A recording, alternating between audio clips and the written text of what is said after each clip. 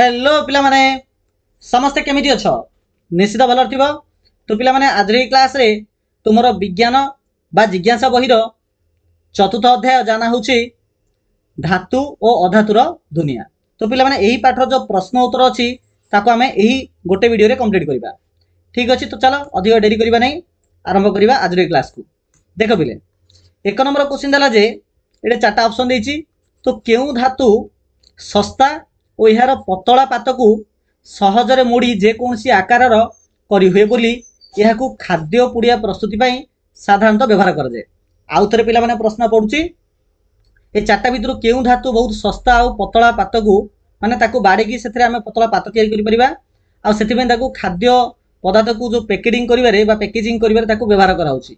Aluminium, तंबा, लुहा ना सुना, आ भितर पिला ने कोडा हबो आंसर।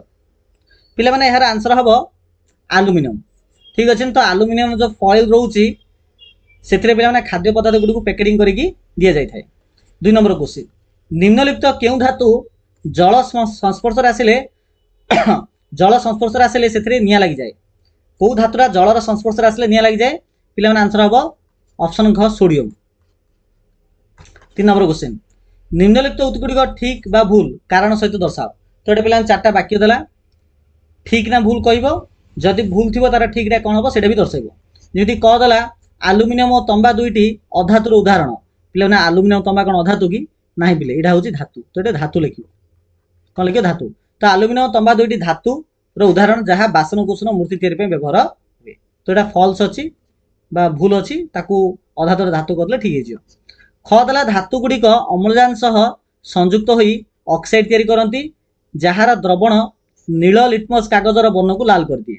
आमे पढ़िथिले जे पिला माने धातु गुडी को जेतेबेले तार ऑक्साइड आमे बाहर करछे से जाक क्षारीय अटे। क्षारीयर अर्थ होची लाल डाकू नील करियो, नील को लाल नाय। तो तमे कोन करियो पिला माने एटा भी फॉल्स अछि लिखा हबो। तो एठारे नील डाकू लिखिबो एटे लाल आउ एडे लाल डाकू लिखिबो नील। तो लाल को नील कर दिए। ग नंबर क्वेश्चन अम्लजान शोषण पे एक अपरिहार्य अधातु अटे। तो अम्लजान पिला माने गोटे अधातु अटे जोटा कि निहाती आवश्यक। तो एटा ट्रू अछि। घ देखिबा पानी फुटेबा पई तंबा पात्र व्यवहार करा जाए कारण तंबा पात्र होची विद्युतर सुपरवाई। एटा पिला ने फॉल्स अछि। तंबाडा गोटे धातु अटे, से विद्युतर अवश्य तंबा विद्युतर सुपरवाई अटे, किंतु विद्युतर सुपरवाई पई पानी फुटेबा आवश्यक नै। जदि पानी फुटेबार अछि बेले एटा हबो तापर सुपरवाई। तो एटा विद्युत जगह पिला माने ताप लिखिबा।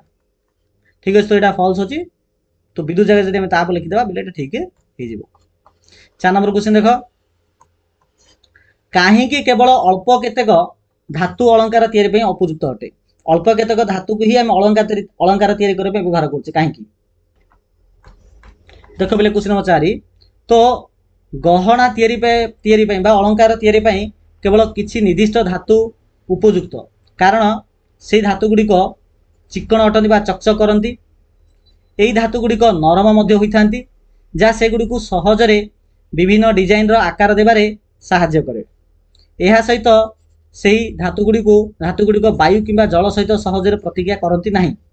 तेणु समय सहित से धातु गुडी करे कलंकी लागे नहीं किंबा सेमानकर चमक मध्य नष्ट हुए नहीं। सेति पई केतक धातु को ही अलंकार पई व्यवहार कर जाए। 5 नंबर क्वेश्चन देखो पिला माने देला क स्तंभ ख स्तंभ देछि ताकू जोड़िया पई से कहिछि। तो क स्तंभ रे किछि धातु अधातुर ना देला, ख स्तंभ रे से धातु अधातुर नाम को मिलाया पई से कहिछि। तो देखो एटा ऑलरेडी मु मिले देछि। देखो तो विद्युत तार तैयारी पई पिला माने दरकार सॉरी विद्युत तार पिला माने हबो तंबा को विद्युत तार हिसाब रे व्यवहार करा जाए। तो 1 रो सी हबो। सबुठारु नमनीय और तन्य पिला माने हबो हमर कोडा सबुठारु नमनीय और तन्य हबो पिला माने सुना हला कि। तो ई हबो 2 रो ई। सजीव एहा बिना बंची परिबो नाही पिला माने सजीव एहा बिना बंची परिबो नाही, सेटा होची अम्लजान। तो ए हबो। 4 दला एहा रहिथिबा रासायनिक सार मूर्तिकारे प्रयोग कले उद्भिद सुस्थ और सबल रही थाए। एटा होची जबक्षारजान। तो डी हबो। बी दला जल विशोधन पई क्लोरीन व्यवहार करा जाए। तो ऑप्शन बी हबो। तो ए प्रकार पिला जोड़ दे परियो। 6 नंबर क्वेश्चन देखो मैग्नीशियम और सल्फर सह मैग्नीशियम होची पिला माने धातु, सल्फर होची गोटे अधातु।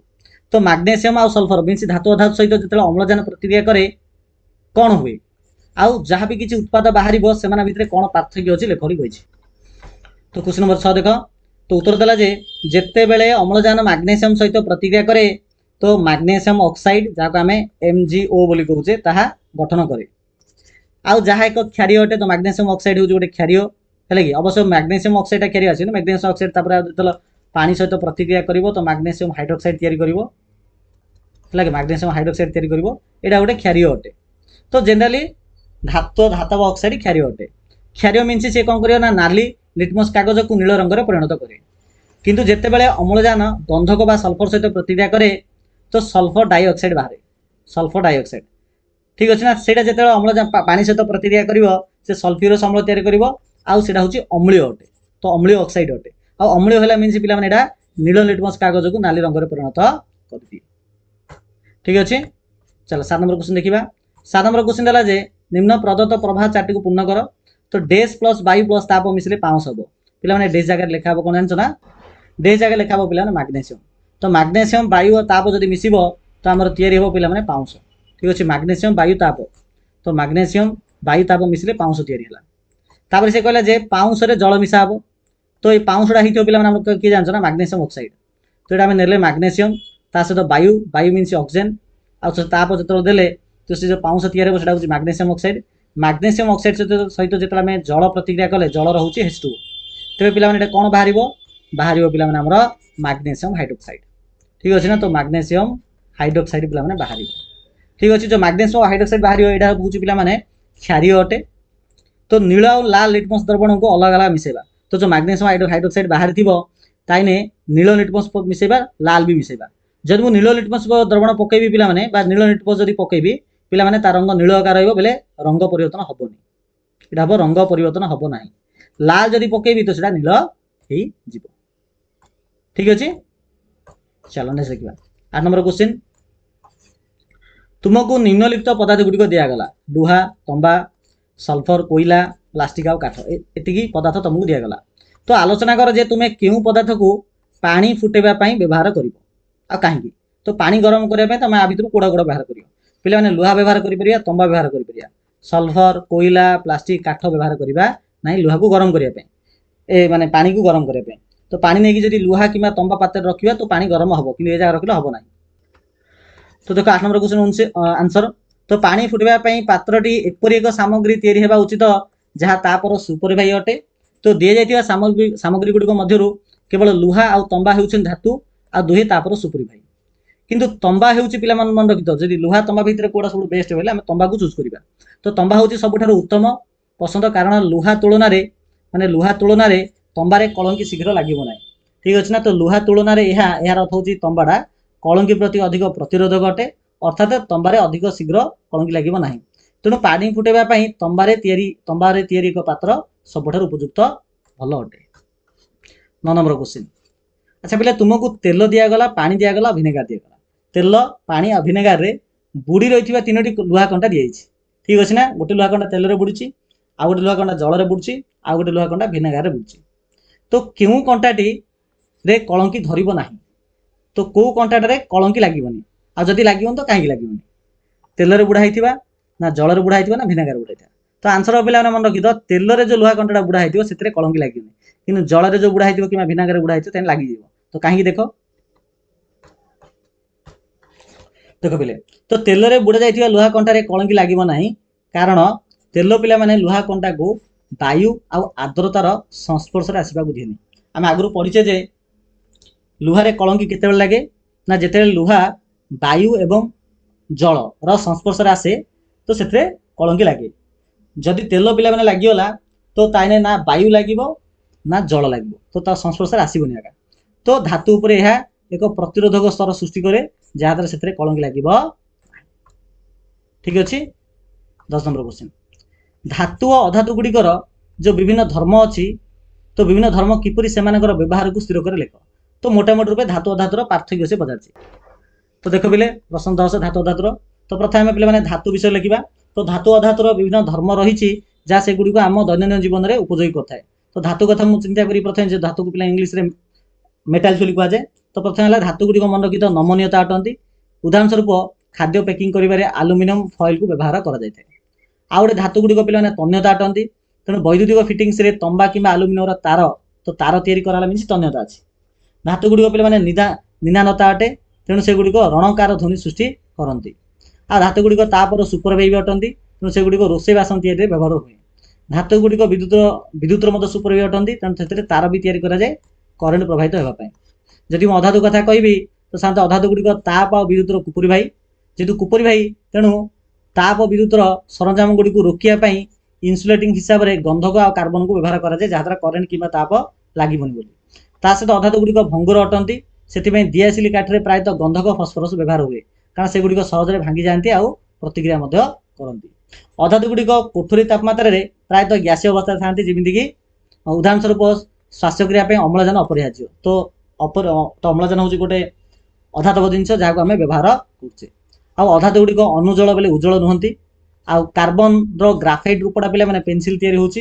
कार्बन ड्राई सेलटा पे सुखिला बैटेरी व्यवहृत होता है।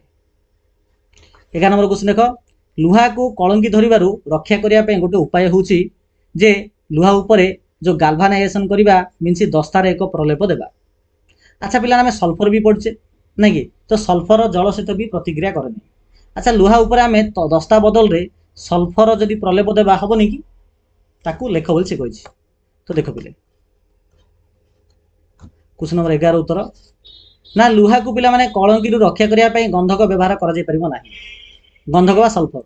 तो गंधक व सल्फर पिला माने जल सहित प्रतिक्रिया करेनि। अवश्य गंधक जल जी कि अधातु अटे सी सीधा सड़क पानी सहित प्रतिक्रिया करे ना नहले मध्य जंग भली गंधक जल सहित प्रतिक्रिया करूनथिले जंग भली लुहा उपर एक सुरक्षित प्रतिरोधक स्तर गठन करिबारे यार धर्म ना माने जदि आम लुहा चारिपटे जदि गंधकर गोटे प्रलेप देवा तथापि सी लुहारे जंग लगे अटकई पार ना जदिओ गंधक जल सहित प्रतिक्रिया करे।